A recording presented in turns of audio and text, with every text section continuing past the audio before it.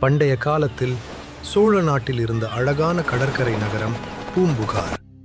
வியாபாரம், கலை, பண்பாடு எல்லாம் செழித்து வளர்ந்த நகரம் அது. புகழ்பெற்ற நடனக் கலைஞர் மாதவிக்கு பிறந்த மகள்தான் மணிமேகலை. அவளும் தன் தாயைப் போல கலைகளில் சிறந்து விளங்கினாள். ஒரு நாள் சோழ நாட்டின் அரசகுமாரன் உதயகுமாரன் மணிமேகலையை காதலித்தான். ஆனால் மணிமேகலைக்கு உலக இன்பத்தில் விருப்பமில்லை. அவள் துறவற வாழ்க்கையை விரும்பினாள். அப்போது ஒரு தெய்வீக சக்தி மணிமேகலையை காப்பாற்றி அவளுக்கு அமுத சுரபி என்ற அதிசய பாத்திரத்தை அளித்தாள். இந்த பாத்திரம் எப்போதும் உணவை வழங்கும் சக்தி கொண்டது. மணிமேகலை அந்த அமுத சுரபி பாத்திரத்தின் மூலம் பசியால் தவிக்கும் மக்களுக்கு உணவு வழங்கினாள். பிறகு மணிமேகலை உலக வாழ்க்கையை விட்டு துறவற வாழ்க்கையை ஏற்றுக்கொண்டாள்.